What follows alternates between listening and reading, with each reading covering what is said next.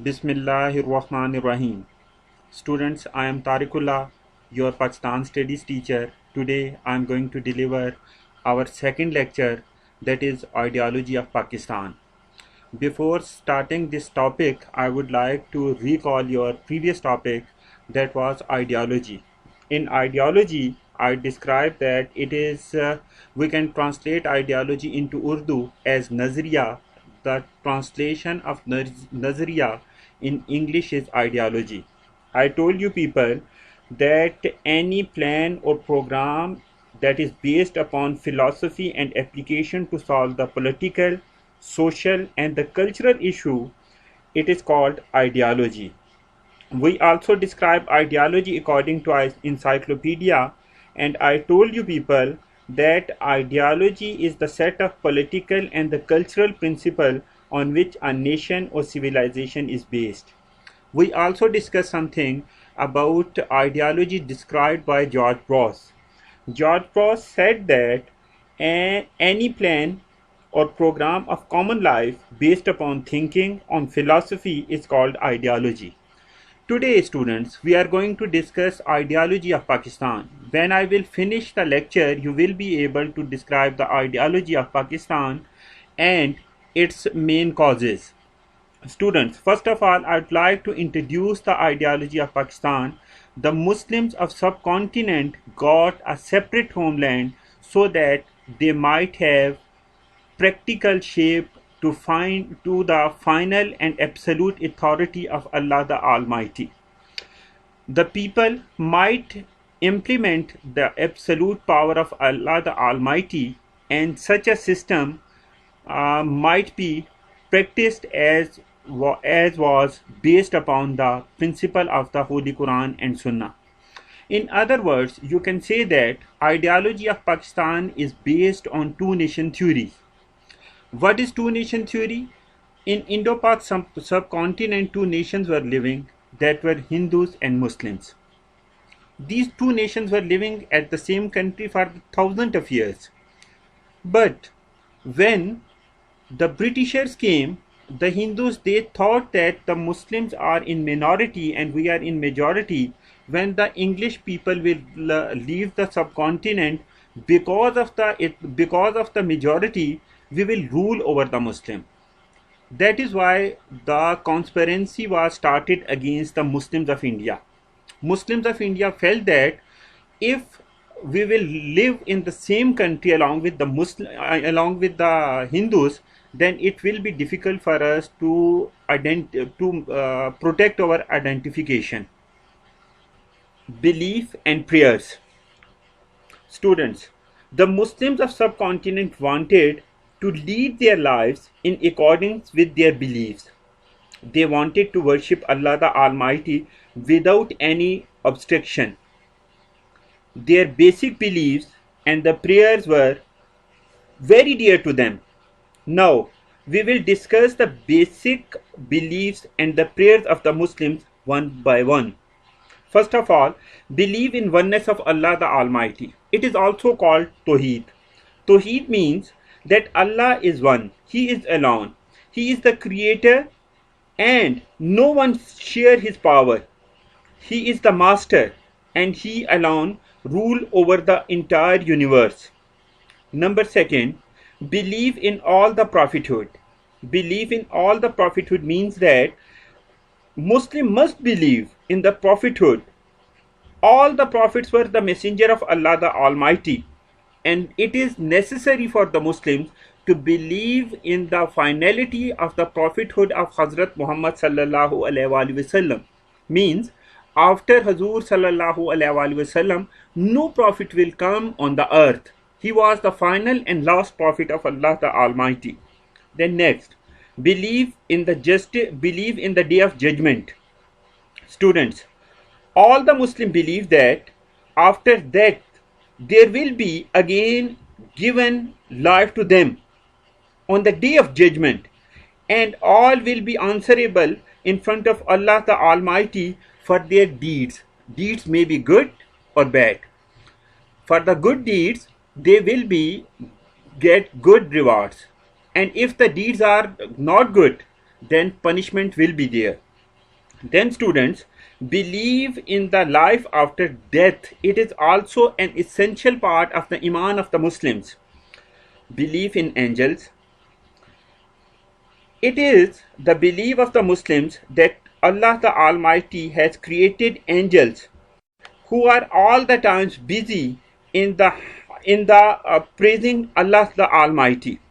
They are obeying the order of Allah the Almighty at all the times. Then students, believe in divine books. It is the Islamic belief that Allah sent holy books through his prophets for the guidance of mankind. The Muslims have believed that in all the divine books. It is the part of their Iman. Students, Iman can be defined as the set of above mentioned beliefs is called Iman. There are the foundation and basis of Islam, also the basis of ideology of Pakistan and ideology of Islam. Basic prayers. There are few basic prayers in Islam. Kalma Tayyaba, Namaz, and keep fasting is compulsory for the Muslim, especially during the month of Ramadan. Other prayers are also compulsory for the Muslims, but at different circumstances and conditions. First of all, I would like to describe Kalma Tayyaba. It is the first pillar of Islam. Kalma Tayyaba, it is the firm belief of Muslims in the oneness of Allah the Almighty and the finality of the prophethood of Hazrat Muhammad sallallahu alaihi wasallam. After this, the basic prayers includes namaz, fasting, zakat, and hajj games. Namaz. Namaz, it is also called salah in Arabic. It is the second pillar of Islam. It is offered 5 times a day, a fixed hours. It is obligatory for every Muslim to offer prayers right time at right place. Keeping fast. It is the third pillar of Islam. We keep fast in the month of Ramadan. Fasting means to be without food for dawn to dusk to please Allah the Almighty. Zakat. It is the fourth pillar of Islam. It is minority prayer. Zakat is paid to poor. It is compulsory for every Muslim that is having that is called Sahib Nisab. Nisab is fixed for the Muslims, that if a Muslim is having a 7.5 tolas gold or 52.5 tolas silver or equal amount of these things, if he is or she is having this amount for a year, it is necessary for the Muslims to pay zakat once in a year. Then Hajj. It is the fifth pillar of Islam. It is the fifth pillar of Islam. It is obligatory for those who are having the sources. Muslim gathered on 9th Zilhajj at Arafat. It is also the display of unity and the brotherhood. Then students, the second point of ideology of Pakistan is justice and equality. Justice is the important basis of ideology of Pakistan. It is the basic element of Islamic State. All human beings are given equal right without any discrimination of caste, color, or creed. Islamic system has laid stress on the elevation of justice. Independent judiciary and supremacy of the Islamic law are very important in the Islamic society. Justice and equality ensure safety and security of all the citizens of Islamic State. All are equal in the eyes of law. Law provides security to the people. The Holy Prophet sallallahu alaihi wasallam said in the Khutbatul Hajjatul Wida, O people, all of you have one God, and all mankind is the offspring of Adam. An Arab has no superiority over non-Arab. Similarly, non-Arab are not better than the Arabs. Also, white are not superior to the black. Similarly, black are not better than the white. All the human beings are equal. Fraternity and brotherhood. Fraternity and brotherhood is one of the important bases and the features of the ideology of Pakistan. These principles have special significance in an Islamic society. Fraternity teaches us to develop brotherly relations so that neither rights of anyone are corrupted nor the weak is oppressed by anyone. The best example of fraternity and brotherhood was seen when Islamic State was formed in Medina. The Holy Prophet ﷺ said, "Each Muslim is the brother to every other Muslim." He advised the followers to treat the orphan, widows, and the poor with kind heart. He gave the code of life so that they might live peacefully and brotherhood might flourish in society. He continued the system of zakat and charity. He declared usury unlawful to avoid any explosion in the society. Then tolerance. Tolerance is an important basis of the ideology of Pakistan. There is no compulsion in religion. Islam gave complete religious liberty to everyone. It means not to impose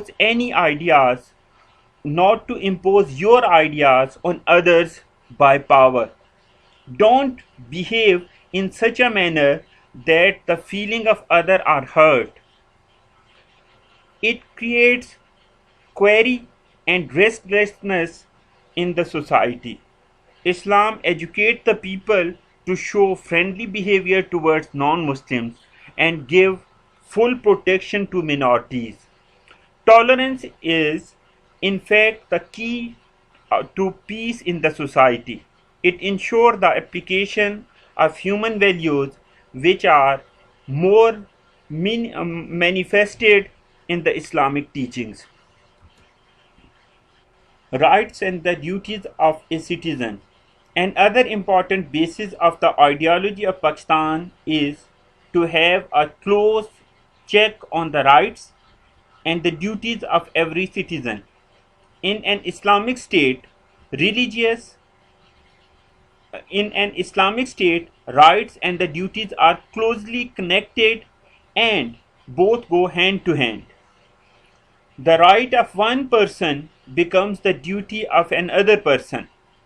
When a person does his duties, he deserves to enjoy the rights.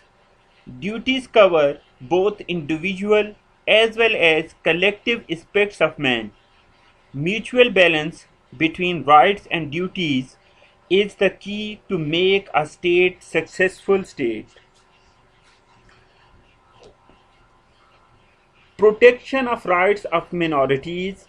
It is an important factor in the Islamic State, especially in Pakistan. Protection of the rights of minorities is extremely important base of the ideology of Pakistan. Minorities have complete religious and cultural freedom in an Islamic state. According to Islam, the religious right and self-respect of non-Muslims should not be hurt. Since to provide security to the minorities was included in the background of the demand of Pakistan. Quaid-e-Azam Muhammad Ali Jinnah said very clearly that the right of the minorities will be fully protected in Pakistan. Then I'm going to assign you the homework. You have to read the passage given on your textbook, page number 4, 5, 6, 7, and 8. Then written work. Students, you have to write 2 questions on your neat copies. It must be very neat and clean. Question number 1, it is the short question. What is the ideology of Pakistan? You have to describe it into 3 to 4 lines in a paragraph. Then Write down the values that are the basis of ideology of Pakistan. Describe your answer in detail. Thank you, students.